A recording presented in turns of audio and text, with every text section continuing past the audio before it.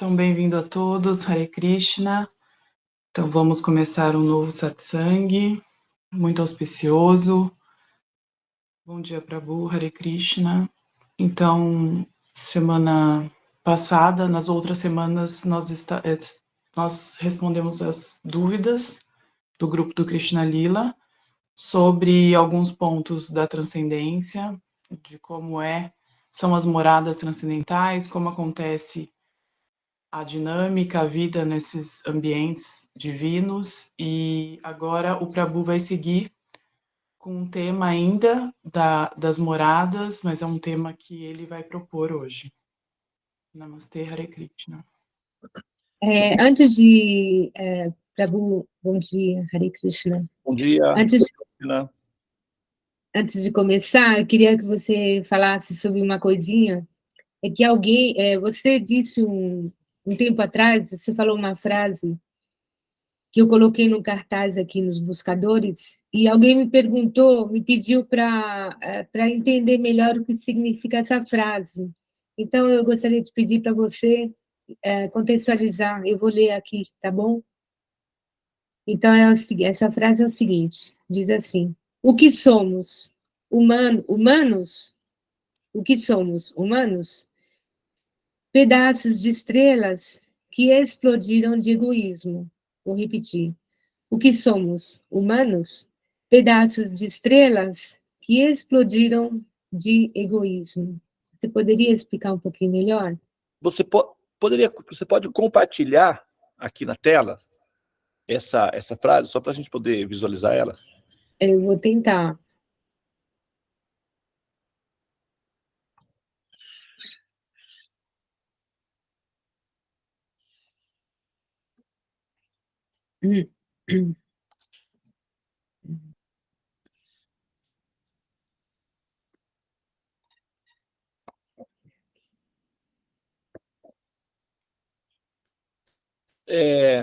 Swamini, enquanto ela faz essa operação, vamos observar os pranayamas iniciais, o alinhamento dos chakras e os 4 pranayamas iniciais. Eu já fiz os 4 pranayamas iniciais. Então, só vamos fazer o alinhamento dos chakras, Okay. que aí a gente já entra. Então, pessoal, não vamos fazer 4, mas vamos fazer uma respiração profunda para interiorizar, para centrar.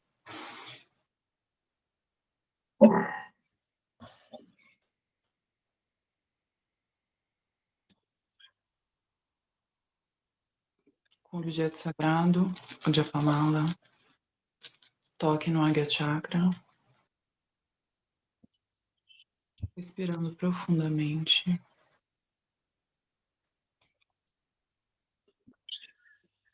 Despertar, Hare Krishna.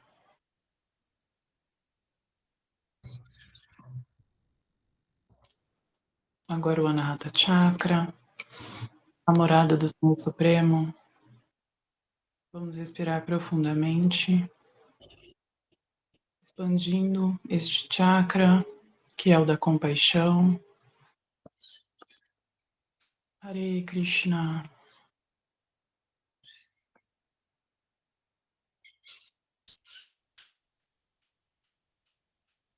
Manipura Chakra, é o chakra do destemor, da coragem, do entusiasmo, da determinação. Hare Krishna. Pranams. Reverências ao mantra. Hare Krishna, Krishna Krishna, Hare Hare, Hare Rama, Rama Rama, Hare Hare. A energia suprema de amor divina, ó Mahamantra, libertador do ser, desperta-nos, eleva-nos, envolva-nos, proteja-nos. Hare Krishna. Hare Om Shanti.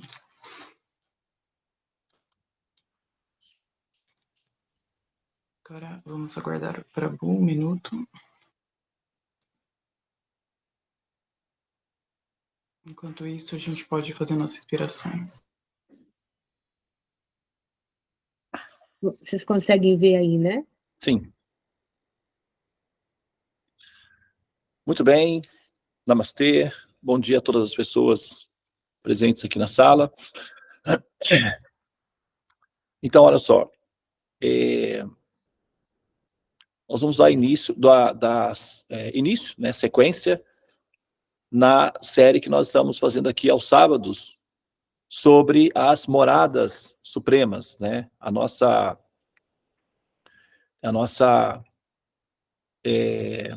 alternativa, né, para essa decisão que envolve o destino que nós podemos ter ou que nós queremos ter, né?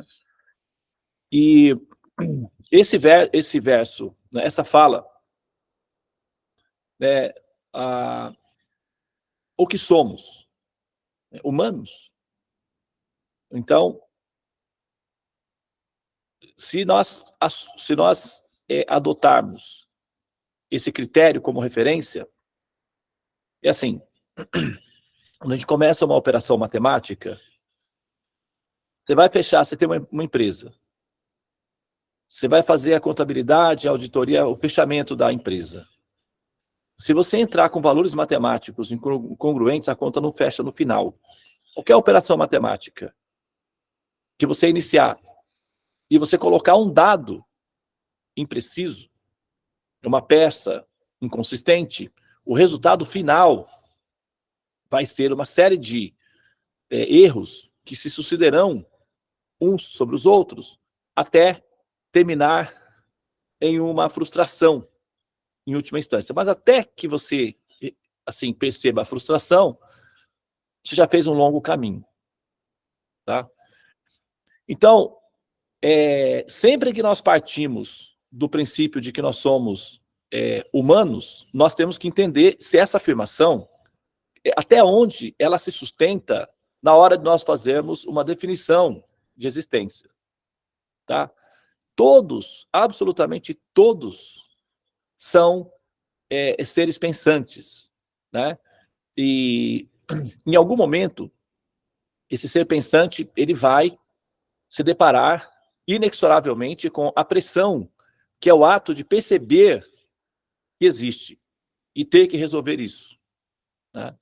Então, normalmente, nós, ao acordarmos, né, ali por volta dos 6, 7 anos de idade, nós olhamos ao nosso redor e percebemos que nós existimos. E a partir daí é criada ou é oferecida a nós um sistema de paradigma que vai dar a base, né, que vai nos nortear ou que vai nos dirigir ou direcionar a partir daí para o resto da vida. E, evidentemente, que todos nós estamos, né, necessariamente atreladas, né, como almas ou pessoas, seres, né, ao princípio básico que é a humanidade. Então, a gente vai partir do princípio que nós somos humanos. Nós temos que começar de algum ponto, né? Então, vamos partir desse princípio aí. Nós somos humanos. Inclusive, a gente olha para nós e olha para os demais, que são muito parecidos conosco, e isso dá uma definição de realidade enquanto daquilo que nós somos. Então, vamos partir do princípio que nós somos humanos. Tá? Então, vamos olhar um pouquinho, né, rapidamente, o que significa o que significa o ser humano. Vamos imaginar que nós estivéssemos de fora do universo, tá? De fora do universo, nem de fora do planeta, mas de fora do universo mesmo, à distância, olhando a bolha.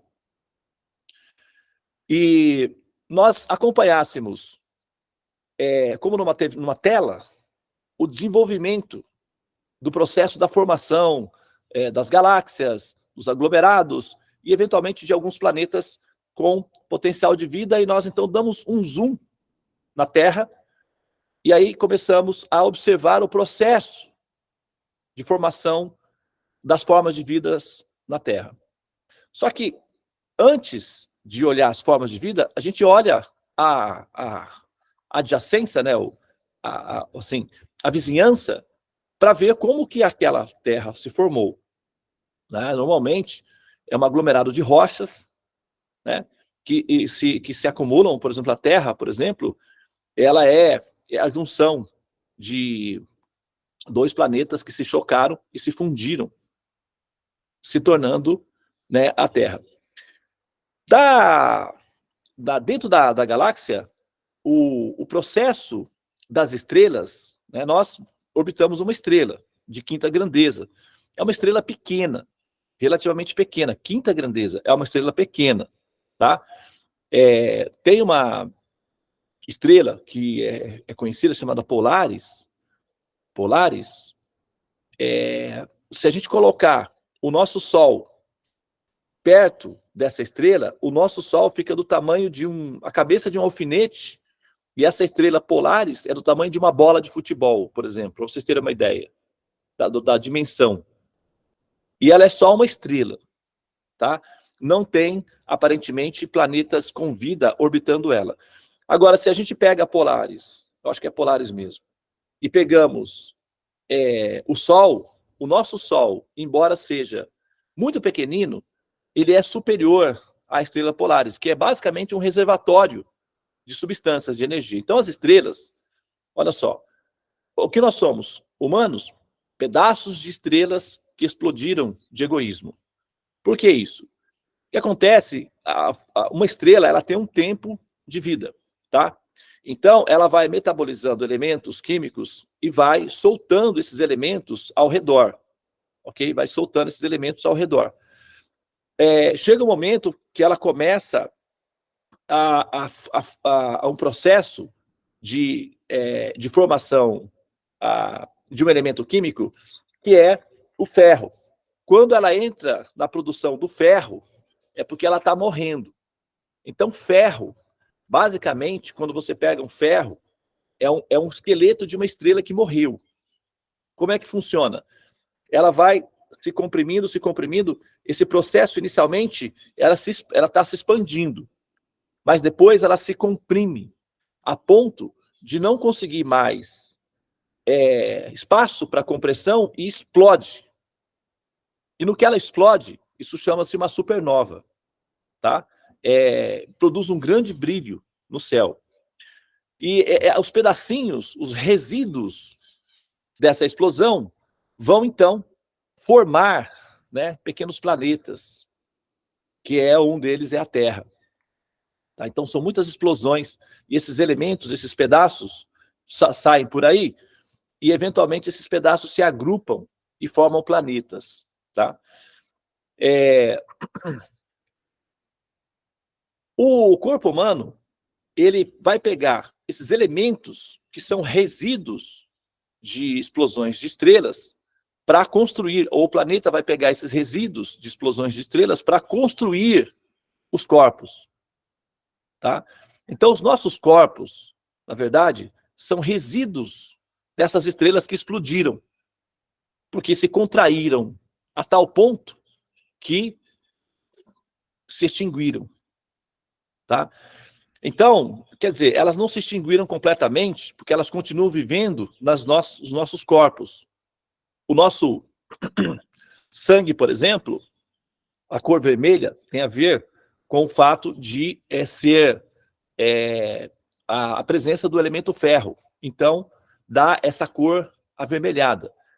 Os remédios antidepressivos são baseados, a maioria deles, no elemento ferro. Normalmente a pessoa que está com depressão e tal, o médico pede um exame de sangue para ver a quantidade de ferro que circula no corpo e como é que o corpo está absorvendo esse elemento, o ferro. Então, o ferro, ele é antidepressivo. Tá? Então, nas nossas veias corre o ferro. E o ferro é o resultado da explosão das estrelas. O elemento ferro é o resultado da explosão das estrelas. Inclusive, o ferro só pode ser formado quando uma estrela sucumbe, entra em colapso e explode. O elemento ferro, ele é o resultado da implosão de uma estrela. Tá? Então, o Carl Sagan falou isso certa vez. Se vocês procurarem lá, tem uma frase dele que fala: a humanidade são restos de pedaços de estrelas. Então, toda a estrutura do universo tende a esse processo. tá? Há uma implosão, que é o que se chama de entropia, ok? Então, todas as vezes que nós... essa descrição científica do processo da formação do corpo, ela tem um efeito psicológico sobre nós, tá? Ela traz, na sua constituição, no seu registro histórico de DNA, ela traz em si uma informação que é justamente a entropia, né? Que é a fusão, o colapso dessa estrela. Então, isso corre nas nossas veias.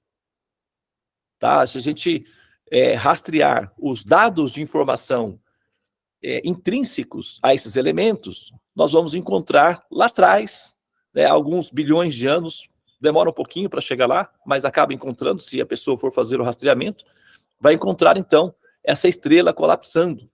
E se ela rastrear o caminho que os resíduos dessa estrela em colapso fez, ela vai, então, encontrar o próprio corpo na ponta final. Tá? Então, é assim que funciona. Isso é assim com todos os corpos dos quais, né, a vida depende para se manifestar, ok? Bom, como existe esse traço de registro ancestral dentro desses elementos, isso é informação. E informação não se perde, absolutamente. Todas as informações, todas as produções intelectuais e criação da humanidade, enquanto informação, está preservada. Ok? Quando nós temos tecnologia para rastrear essas informações, então, através de um pedacinho de osso, por exemplo, de um dente, os paleontólogos e arqueólogos já conseguem rastrear, né, esse animal, o que ele comia, como ele vivia. É incrível o método, mas eles conseguem. São anos de estudos e tecnologia envolvida, mas é possível, né, em alguns casos. Então, essa implosão, ela está no registro de informação. O nosso cérebro é assim. Imagina um iceberg. Olha como funciona o nosso cérebro. Imagina um iceberg, né? O nosso sistema de percepção de dados, tá?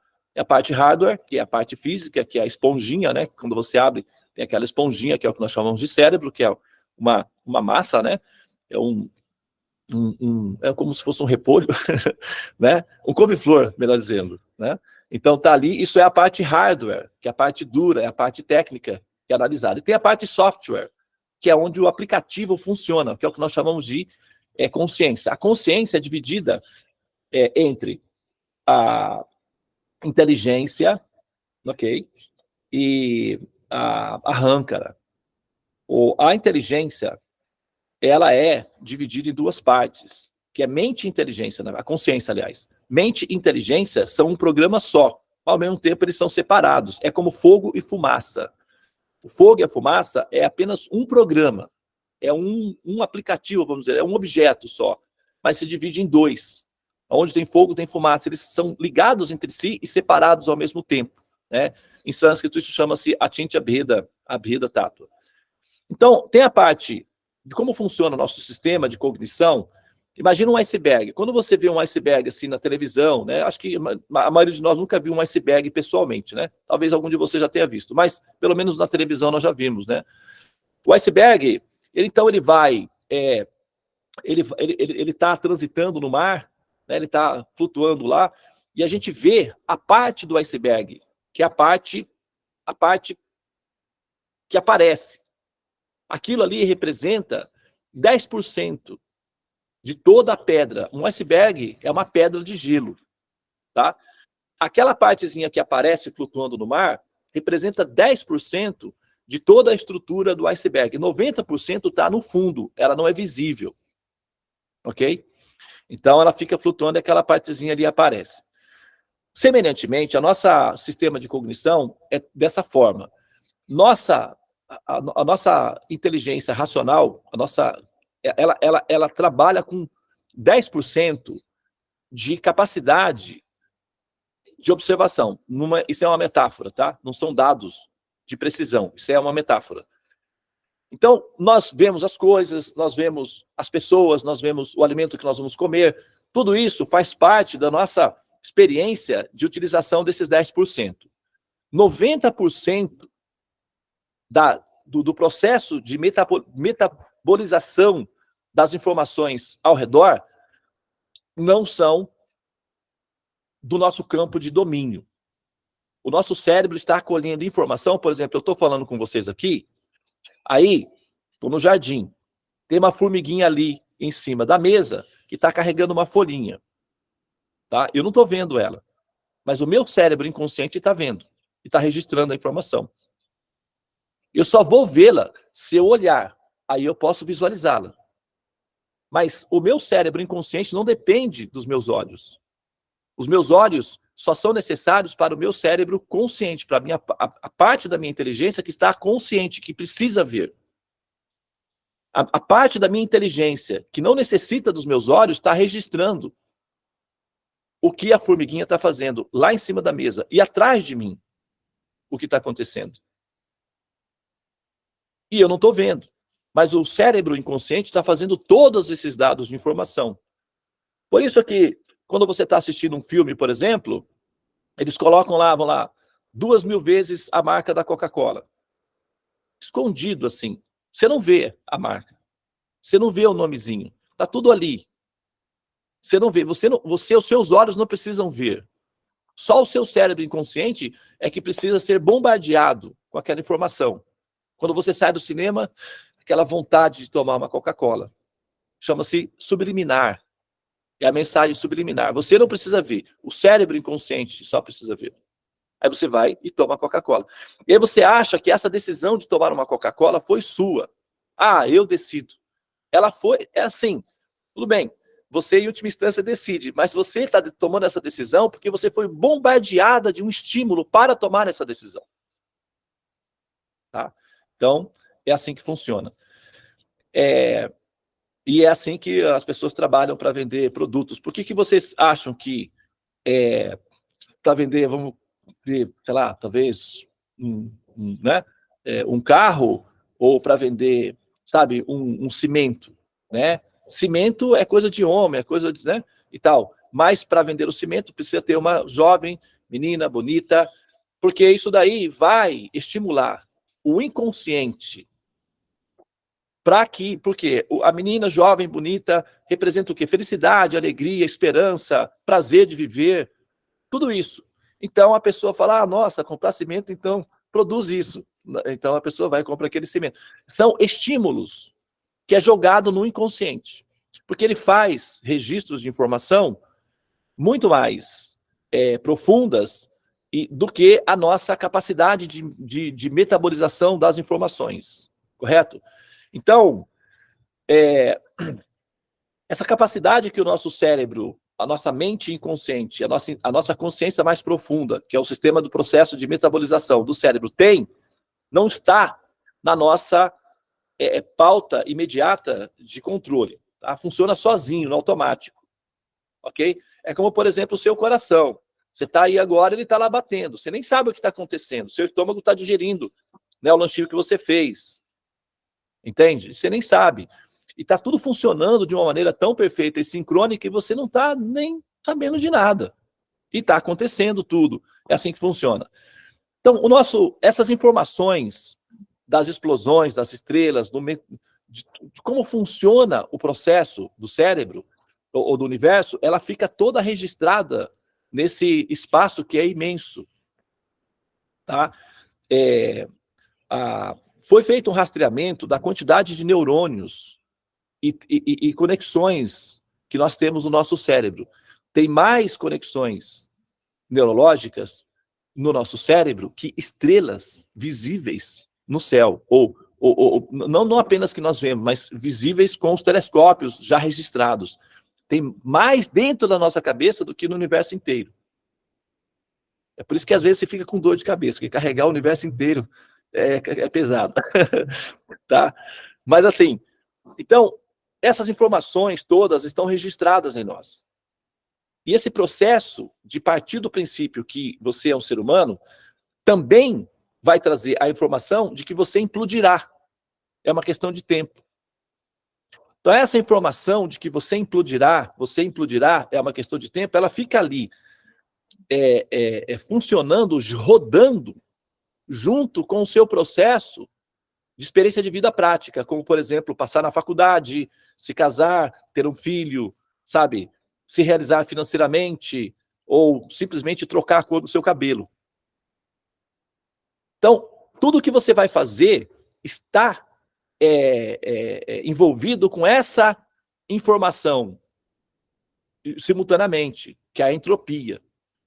Então, o que acontece, né, com você? Eu recebi um vídeo, eu não vou mostrar para vocês aqui, porque a minha fala muito palavrão, mas um vídeo muito engraçado, de ela falando, poxa, mas então é isso a vida, é trabalhar, pagar conta, trabalhar, pagar conta. Ela estava chorando, né? Ela estava realmente assim, muito chateada, estava chorando, o rosto dela estava até de olhos vermelhos, inchado. E aí, no final, ela fala um palavrão lá e manda... Então, por quê? Porque essa informação de que tudo vai acabar, tudo é entropia absoluta, está sempre envolvido com as suas aspirações de felicidade, o que compromete em pelo menos 80% da capacidade que você tem de sentir prazer ao viver. Por que essa quantidade? Por que eu estou dando esses valores de 80%? E qual é o meu fundamento? Obviamente que eu estou usando metáforas.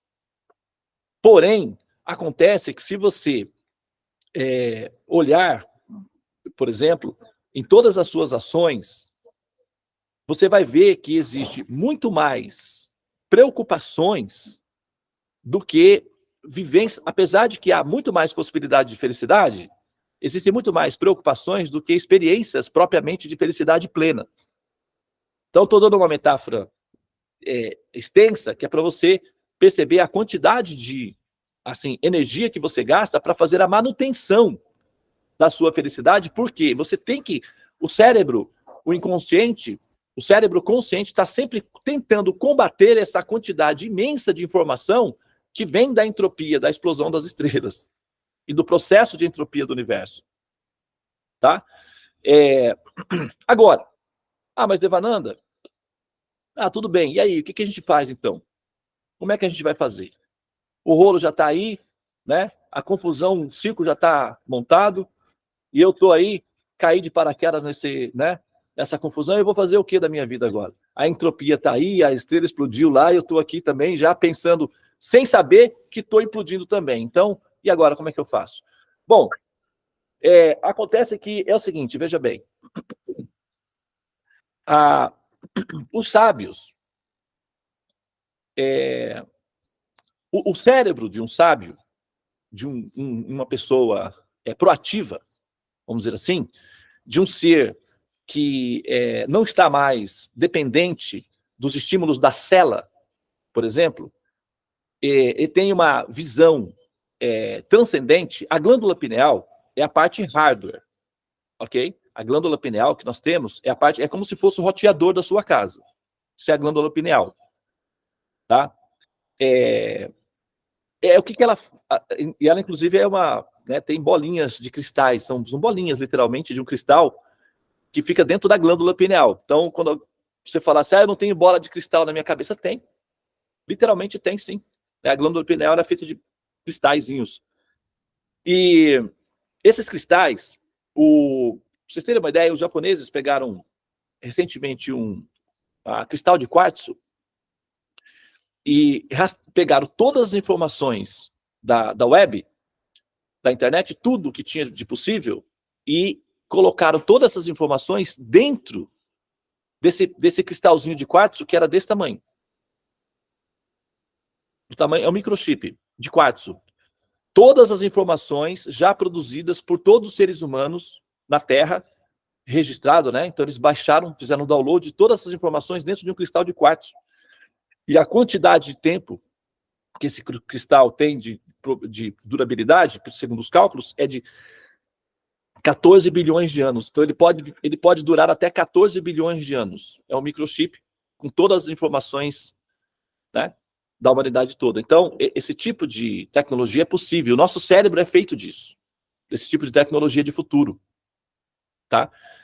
Então, e os sábios, eles, depois de elaborada observação, considerando a natureza, né, da dimensão da entropia, que é o que se chama de matéria, a dissolução, o processo da dissolução, e a transcendência, eles entenderam que é racional e inteligente usar todo esse manancial de informação para impulsionar o ser para sair da gravidade, que é o processo de nascer dentro do universo, ou transcender.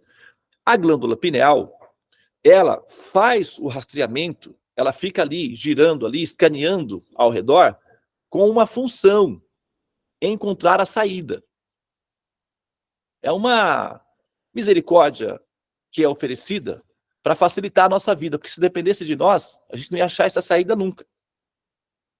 Tá? Que é coisa muito grande e complexa.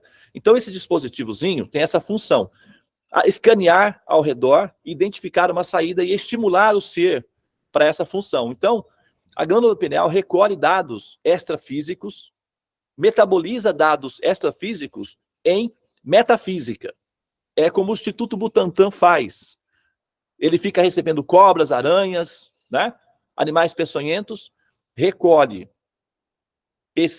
essa substância, que é o veneno desses animais, metaboliza isso e transforma em antídoto. É assim que o Instituto Butantan, vocês, né, aqueles que conhecem o Instituto Butantan, ele faz isso, fica aqui em São Paulo, ele produz vacina, soros antiofídicos contra os insetos, tá? Então é isso que ele faz. E a glândula pineal também faz isso.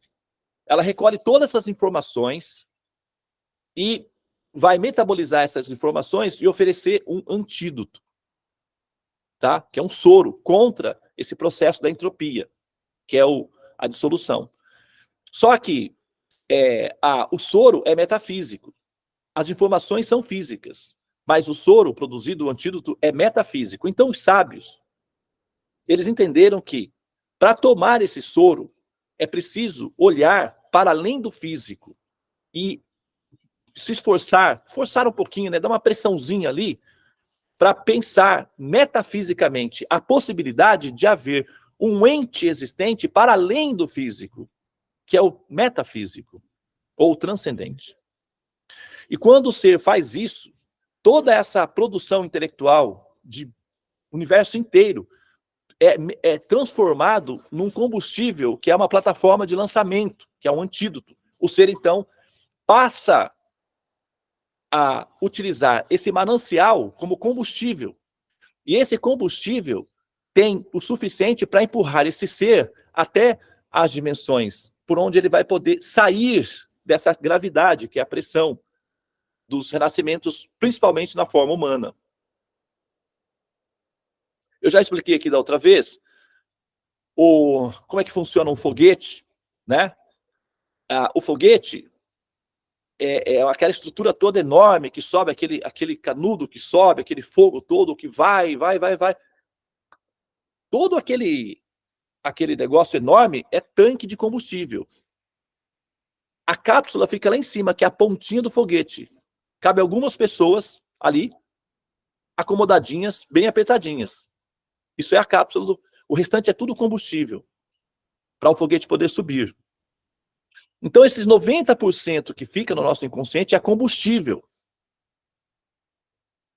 Mas, para ele ser, a utilidade dele, a função dele é nos empurrar para cima. Ok? É o que se chama de Kundalini, processo de elevar a consciência e tal. A Kundalini, elevar a consciência através dos chakras, até que ela chegue no Agya Chakra. Quando chega no Agya Chakra, então ela passa a utilizar a inteligência de maneira a olhar para o interior, porém buscando o exterior, que é a transcendência. E aí, nesse ponto, todo esse processo de armazenamento de dados passa, então, a ser útil para essa função transcendente.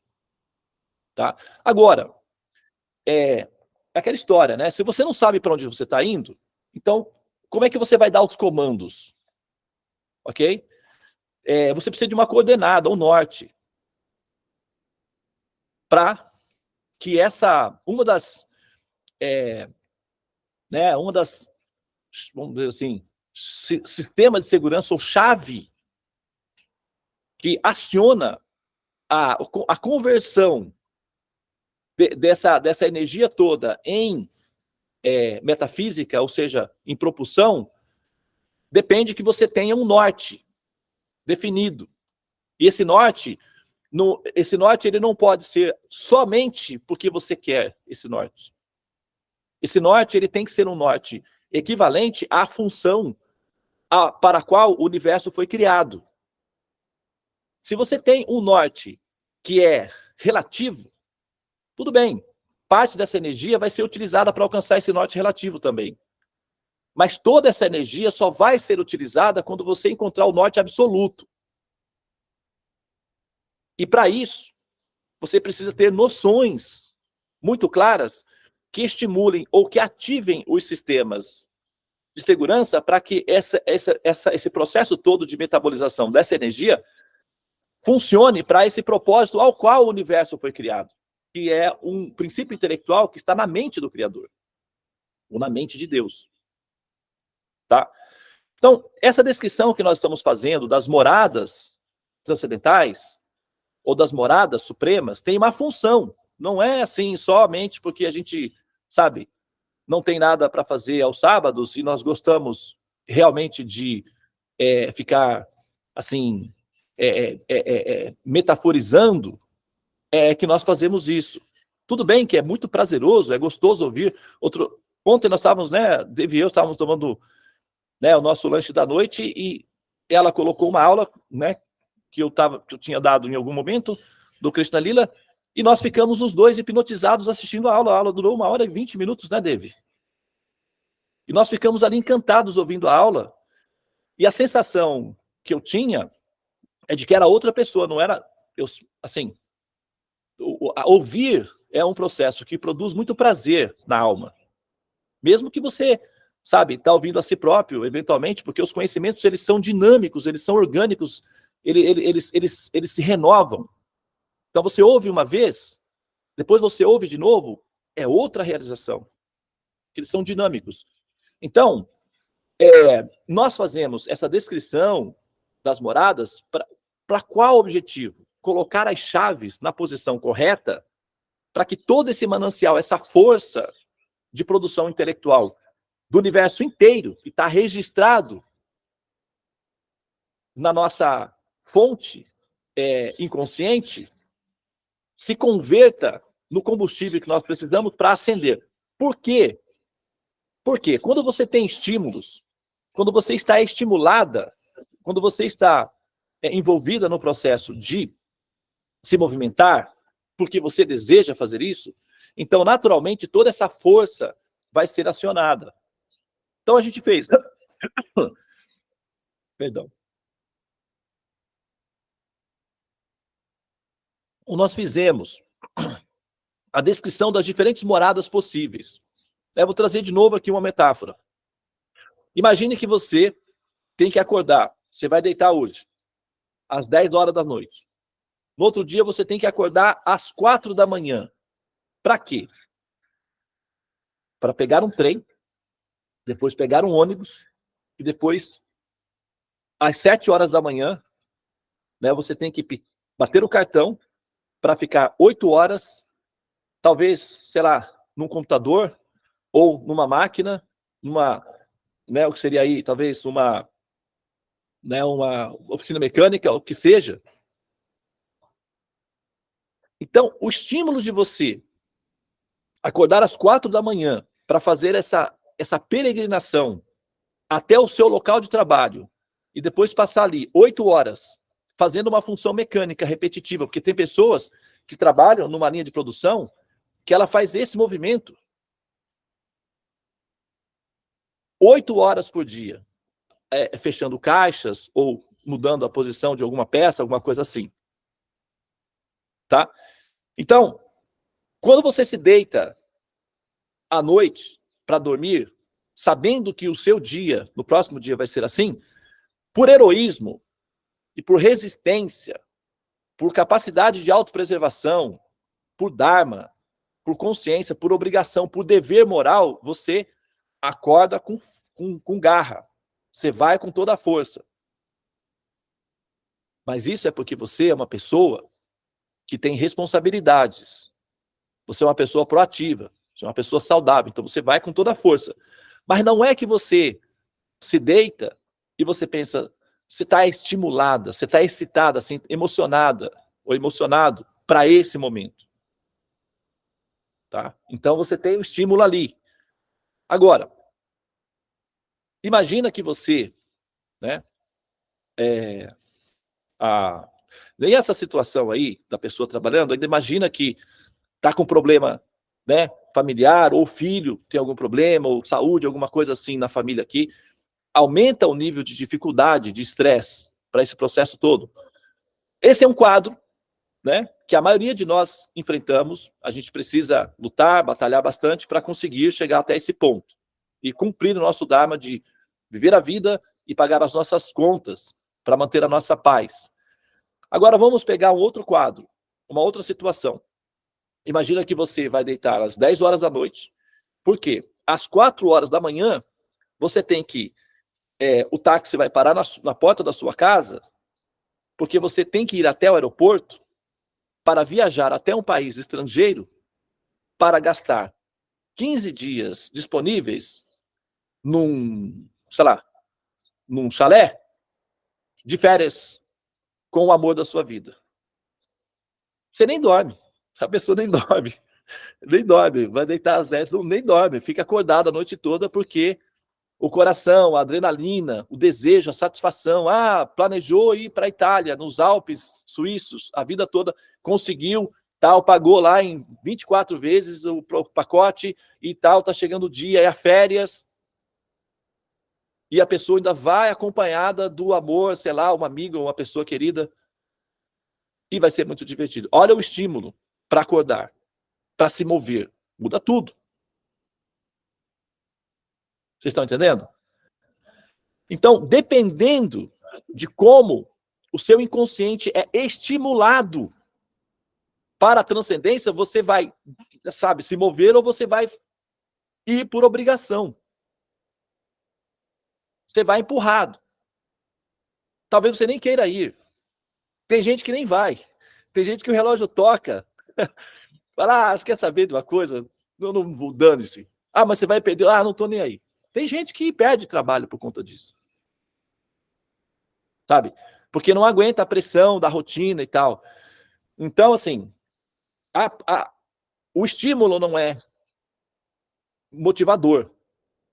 Então, agora, quando nós temos uma compreensão, ou temos pelo menos uma expectativa, e essa expectativa, ela produz em nós estímulos de prazer, aí nós queremos ir. Vocês estão entendendo? Está fazendo sentido? Então, a descrição que nós fizemos, aqueles que, né, assim, acompanharam a descrição que nós fizemos das moradas celestiais, nós não falamos das moradas transcendentais. Nós estamos fazendo uma revisão aqui do porquê que nós estamos falando sobre esse assunto. De vez em quando você tem que parar e pensar, mas espera aí. Né? Existimos. A que será que isso se destina? Como certa vez, né, a Maria Bethânia cantou. Existimos. A que será que isso destina? Quer dizer, eventualmente você para pensar, escuta, você às vezes você está andando, mas espera aí, eu estou indo para lá para quê mesmo? Às vezes você entra num quarto ou num lugar, você fica assim, espera aí, eu vim fazer o quê aqui? Não tem essa experiência? Vocês já tiveram essa experiência de o que eu estou fazendo aqui? Então, em algum momento, sabe, o ser chega nesse ponto, espera aí, para onde é que eu estou indo? Eu estou sendo estimulado. Lembre-se, o nosso cérebro inconsciente recebe estímulos que nós não processamos aqui. Mas Devananda, eu não me envolvo com esse assunto das religião, eu não quero nem saber, eu só quero levar a minha vida aqui. Não é assim. Isso é ingenuidade. Por exemplo, eu só falo, eu não quero não gosto de política, eu não estou nem aí para política, eu sou apolítico. Não é, isso é infantilidade. Porque a decisão que o pessoal toma lá afeta a sua vida. Quer ver só? Você adora pizza, digamos. Aí o pessoal lá taxa o valor da farinha. Pronto, a pizza que você paga 50, você vai pagar 60, sei lá. Só que você só tem orçamento para 50.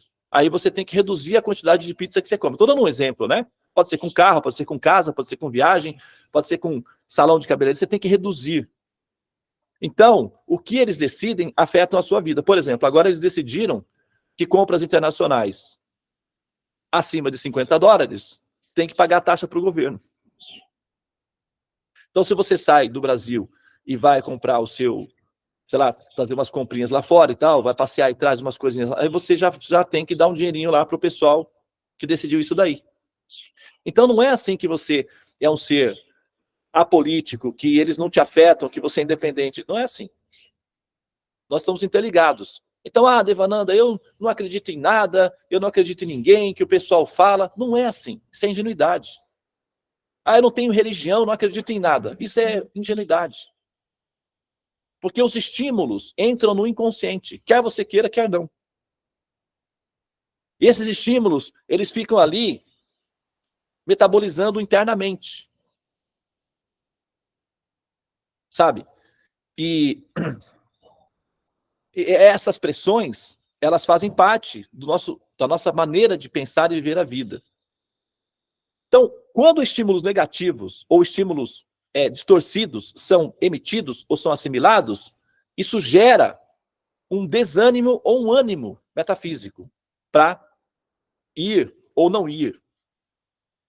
Então, assim, quando os estímulos eles facilitam para que você queira ascender, aí você vai querer.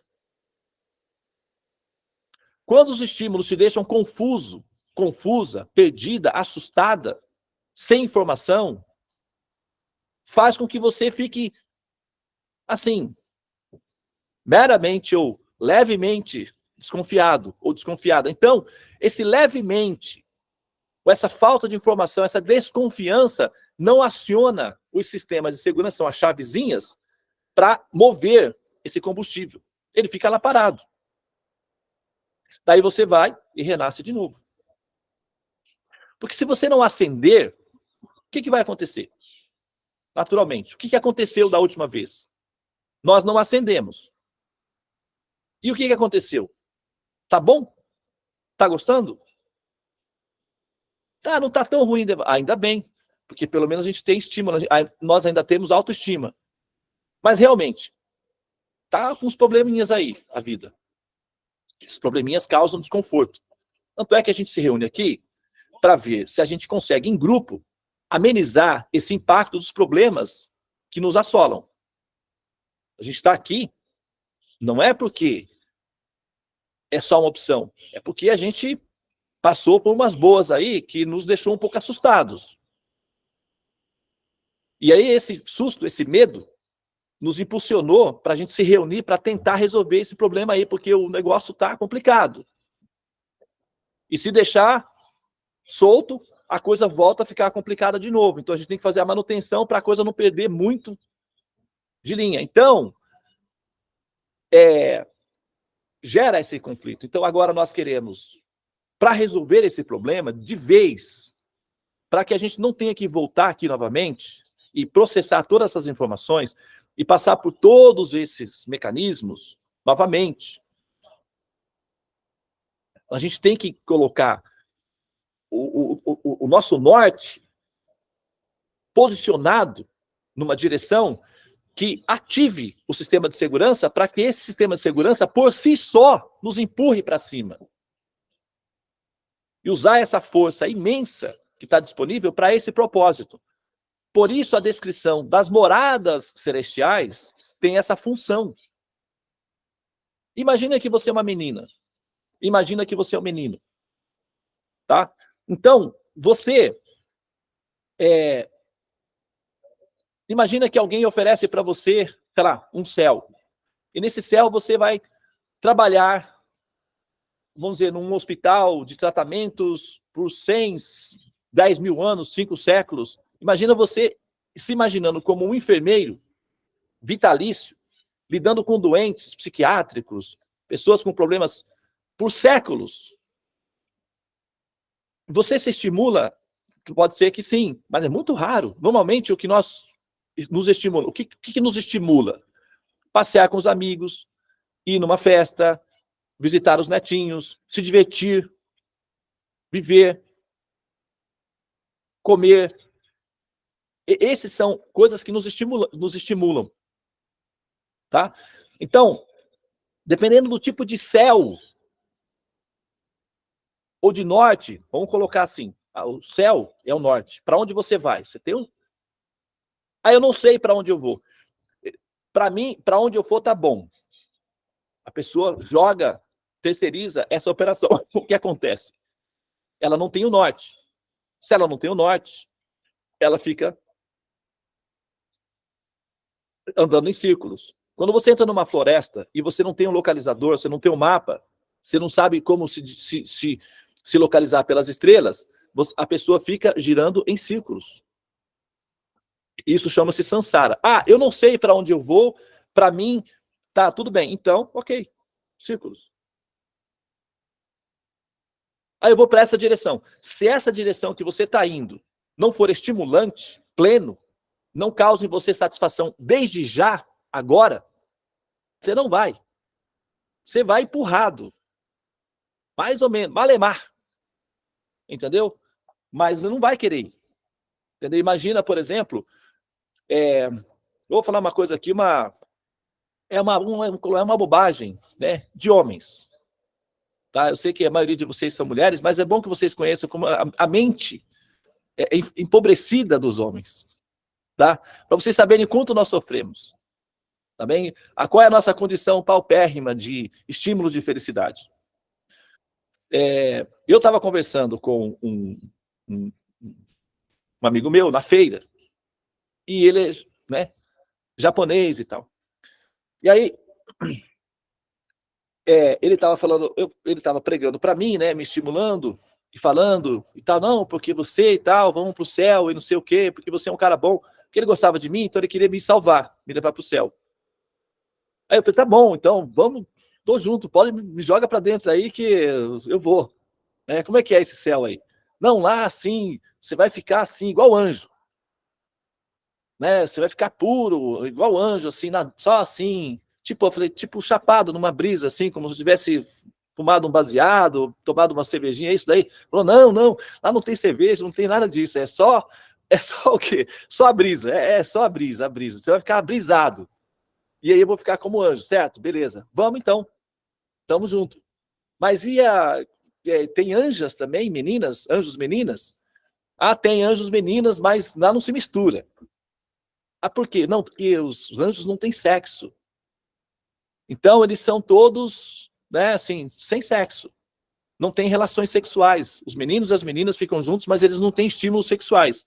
Logo, esses meninos que vão para o céu, eles ficam alterados fisicamente, sem estímulos sexuais e também sem uma forma masculina completa, ou seja, tem alguma coisa que fica faltando, porque já que não vai ter relacionamentos interpessoais, então não há necessidade de haver órgãos que justifiquem isso daí. Portanto, você tem um ser sem o sistema reprodutor, sem o aparelho sexual, basicamente.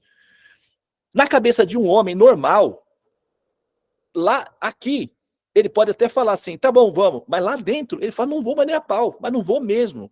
Mas não vou. Só se me amarrarem.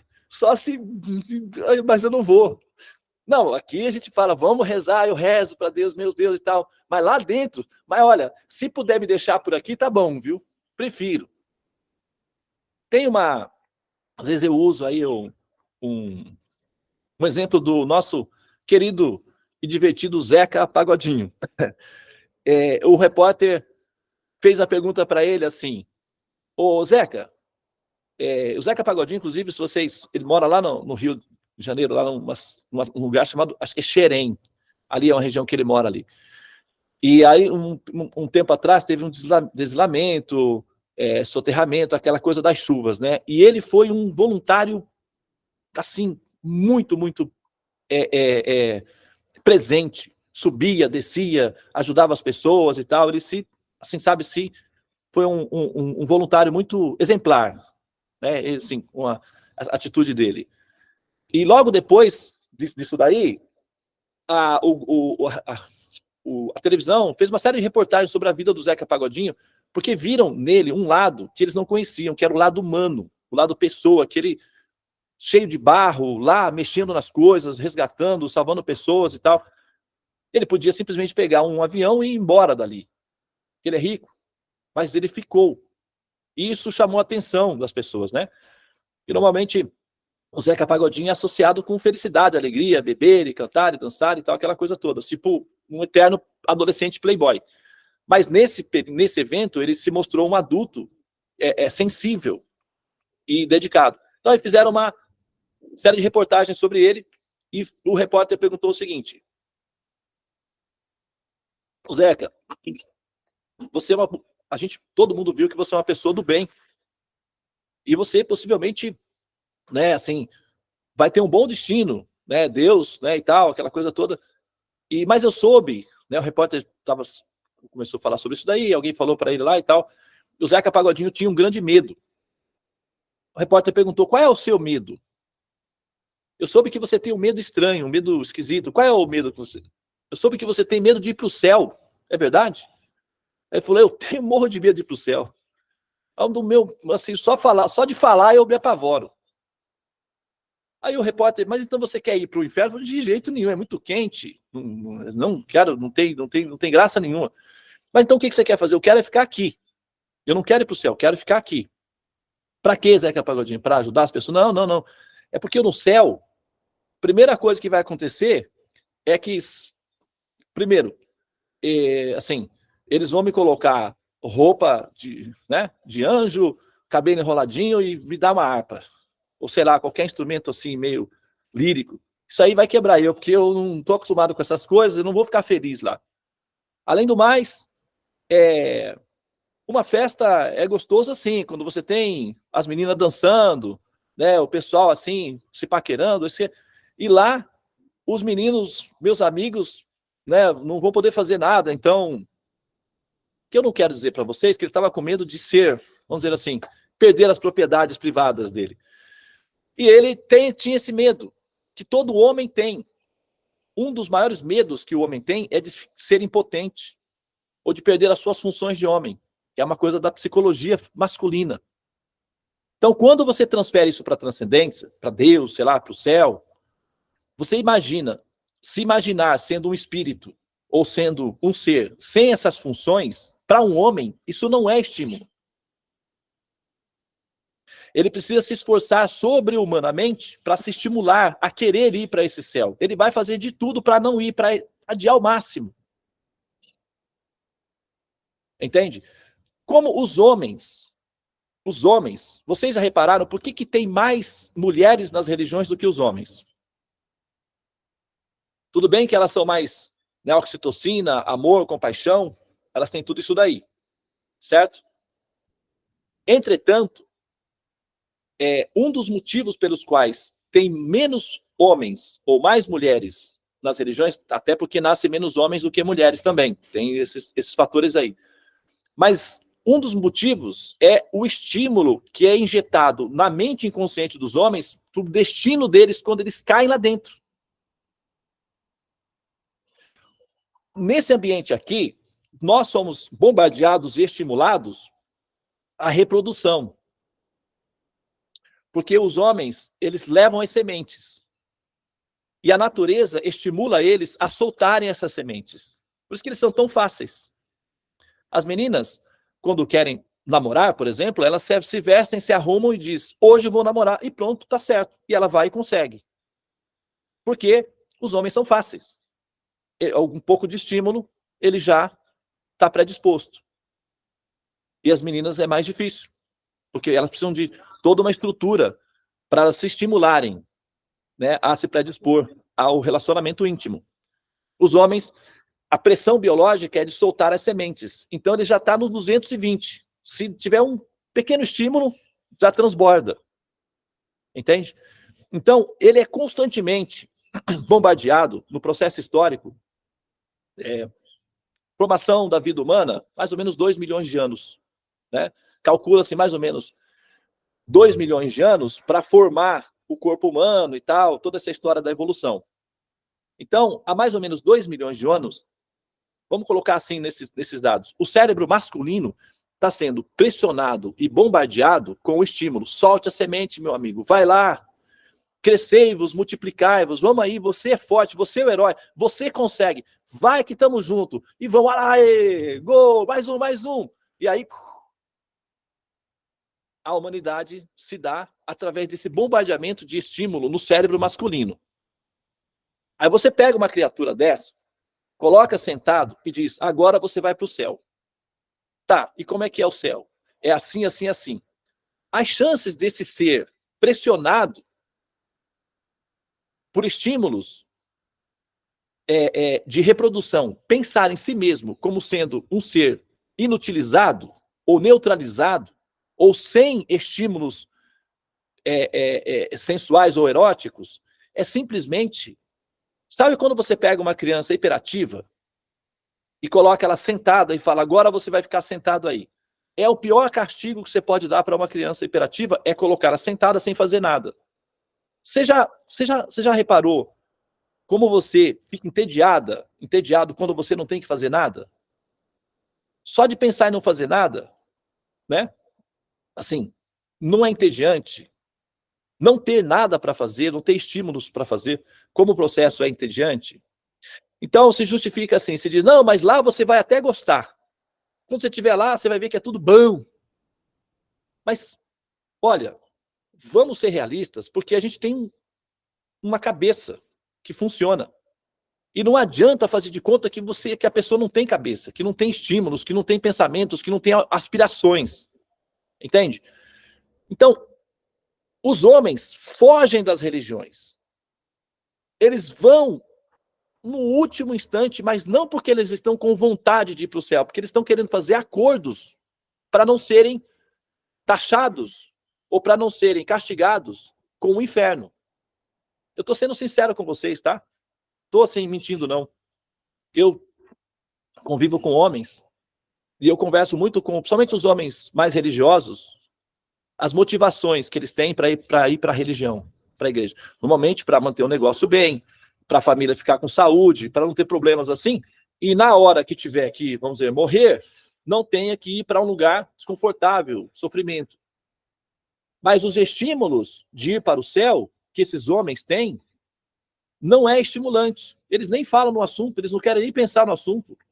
Só de pensar na possibilidade de eles serem pessoas sem a completude da forma humana que eles estão acostumados, já deixa eles assustados. Então eles não querem nem pensar no assunto. As mulheres, por oxitocina, por estímulos de compaixão, e também devido à estrutura formal da forma feminina, é mais, vamos dizer assim, é menos chocante para a mulher imaginar-se a si mesma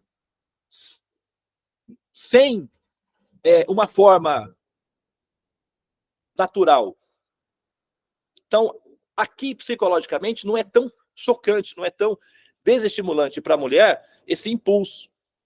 Para o homem, ele não pensa isso daqui, tá? Essas coisas todas que eu estou falando, não é que são coisas que passam naturalmente pela cabeça pensante dos homens. Isso está lá no fundo. Ele nem tem acesso muito, para fazer acesso a essas informações, ele precisa pensar e mexer, um trabalho arqueológico, para poder retirar esses dados lá dentro. Mas acreditem, esse medo de ele se transformar num eunuco, porque basicamente os anjos, as pessoas que vão para o céu são eunucas. Inclusive nas escrituras fala, eu me fiz um eunuco de Deus. As pessoas cantam nas igrejas, eu sou um eunuco, eu desejo ser um eunuco de Deus. O que é um eunuco? Né? O eunuco é uma pessoa assim, sem estímulos sexuais e ao mesmo tempo sem, inclusive, eventualmente, órgãos sexuais. Então, Para um homem, naturalmente, um homem natural, pensar em si mesmo como um eunuco é uma bizarrice fora do normal, até porque, biologicamente, ele não é estimulado a pensar isso. Então fica um processo assustador para o homem. Então o que ele faz? Ele empurra para a mulher. Rezar, vai para a religião e tal, normalmente, e ele adia o máximo que pode esse pânico que ele tem de se transformar num eunuco, que o assusta. Ele não sabe disso. Ele vai tomar a cervejinha dele, assistir o futebol dele. É isso que ele vai fazer. Mas lá dentro, no fundo do inconsciente, ele faz essas coisas. Ele vai nessa direção porque o receio real é essa função. Ir para um local onde ele vai ser decapitado e transformado num cantor lírico, alguma coisa assim, que é o pânico do Zeca Pagodinho. Pobrezinho. Tão bonzinho, né? Não merecia esse destino, que ele não deseja isso. Então, ele prefere ficar e renascer novamente. Essa é a nossa opção. Os estímulos que nós temos de ir para um local, dependendo de como é lá, a decisão final é que você não vai, você volta a renascer, porque é isso que você quer realmente. Dentre os males, o menor, como está dito, né? Os sábios dizem. O Baruch Spinoza, certa vez, colocou esse dado. Sábio é aquele que, ao ter que decidir entre dois males, escolherá para si o menor dentre eles. Então, entre o céu e o inferno, dependendo do estímulo que tem, o melhor é renascer como ser humano. Essa foi a nossa última decisão. E nós vamos continuar decidindo isso inconscientemente, vezes e mais vezes, até que esse norte seja compatível e estimulante. Se esse norte não for compatível e estimulante, tanto para homens como para mulheres, e para mulheres também. Da outra vez eu falei, em algum momento lá atrás, nessa série eu mencionei que para uma mulher, por exemplo, que é uma mãe, né? Ela é encantada com seus filhinhos. A ideia de ir para um lugar sem os filhos, ou não ter mais essa experiência maternal, não poder gerir seus filhinhos, não poder ter filhinhos, também é uma coisa que assusta, que apavora, que dá medo. Então, os estímulos que nós temos para ir para o céu, por exemplo, inclui, assim, o desligamento dessas funções. E isso gera medos. Tá? Então, esse tema, que é o tema, eu já vou estou concluindo aqui, tá? Esse tema da série das moradas, ele vai ficar disponível. A gente vai passar, ele vai ficar aí, né? Hoje em dia as informações são preservadas por longos períodos. A função, novamente, eu lembro, é ter uma alternativa de norte, ou de transcendência, ou de experiência metafísica, que não te deixe aqui, agora, com medo. Ou melhor, que te estimule a querer estar nesse ambiente. Ou que te estimule, ou pelo menos, não que necessariamente você vai, sabe, assim, se envolver plenamente com toda a sua força já, agora, nesse momento. Mas ao menos que essa informação entre no seu coração, na sua cabeça, no seu processamento de dados, para metabolizar lá dentro, para tirar de você o medo da transcendência. Pelo menos para deixar você um ser neutro em relação a esse assunto. Porque as informações que nós temos na humanidade, normalmente, produz medo, insegurança e decepção em relação ao destino a qual nós somos estimulados, né, como destino final. Ficar renascendo constantemente, ou renascer, ou se tornar uma entidade para ficar lidando com os problemas humanos por um período, assim, muito prolongado, isso não é estímulo. Muito bom, no sentido prático. Tá? Então, as moradas descritas nos Vedas,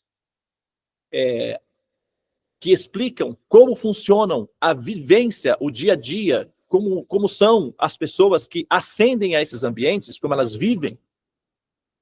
Mesmo que você entenda isso apenas como mitologia, supomos, mesmo que você entenda apenas como descrições alegóricas, metafóricas, mesmo que você ouça considerando apenas isso, essas informações já têm o poder de neutralizar o medo que você tem da transcendência. Mesmo que você ouça como se fossem histórias alegóricas, metáforas estimulantes ou mitologias criadas pelos seres humanos. Ainda que você ouvisse só com esses valores, já seria o suficiente para funcionar como antídoto.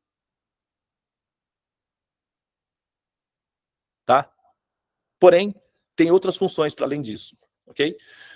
Muito bem. Eu queria só te perguntar uma coisinha, é só para completar, por que essa palavra egoísmo, por que está nisso com as estrelas? Porque, normalmente, as estrelas estão emitindo suavemente a sua energia de uma maneira suave. Quando ela entra num processo de colapso, ela para de emitir e passa a concentrar. E essa concentração em si própria gera o colapso dela, então ela implode. Então, esse egoísmo, essa palavra egoísmo aí, é obviamente uma metáfora, né, nesse sentido, para identificar os seres que desistem do processo de produção, seja criação, de estímulo, e passam a se concentrar em si próprias. Tá? No velho estilo do faroeste, salve-se quem puder. Né? Outro dia eu estava conversando com uma pessoa, que era até um devoto de Krishna, inclusive. E ele estava falando como é que está o movimento Hare Krishna, como é que estão as pessoas e tal, e as religiões. E aí ele falou, ó, como eu me sinto? Eu me sinto num salve-se quem puder. Estou tentando me salvar e isso já é uma grande coisa. Então, esse processo de concentrar-se em si próprio, ele não é o método mais seguro para você continuar brilhando, né? Ou seja, se expandindo. O método a melhor defesa é o ataque. Ou seja, a melhor forma de você assim, se proteger é gerando ao redor um campo que aumente a sua mobilidade de segurança. Então, para estarmos seguros, nós precisamos de um ambiente seguro. E nós não conseguimos isso se nós não fizermos isso de maneira coletiva. Então, quando nós paramos de pensar de forma coletiva, ou quando nós estamos vivendo de forma individualizada, isso faz com que o ser chegue a um ponto de colapsar. Tá? E esse colapso, o colapso emocional do ser, que é o que nós conhecemos como os sofrimentos, as dores, a angústia, né, a depressão e tal, todos esses fenômenos psicológicos, que podem ser problemas, né, fisiológicos, falhas processuais mecânicas do cérebro, ou cruzamento de dados no software. Então, pode ser tanto biológico como psicológico. Mas a questão é que ambos os dados levam o ser a esse estado de hiperconcentração em si mesmo, o que gera, né, aí uma solidão absoluta, o que também assusta, porque como a alma, na sua natureza fundamental, ela é pequenininha, é infinitesimal, então é como uma criança. E as crianças se assustam no escuro. Então, quando ela percebe que está no escuro, ela se assusta. Realmente. Então dá medo. As pessoas ficam com medo. É o resultado, não é? Desse processo do egoísmo. Elas vão implodir. Ok?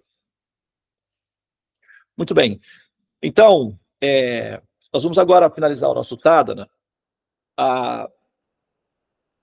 Nós fizemos hoje uma revisão, tá, do porquê que nós estamos fazendo a descrição das moradas.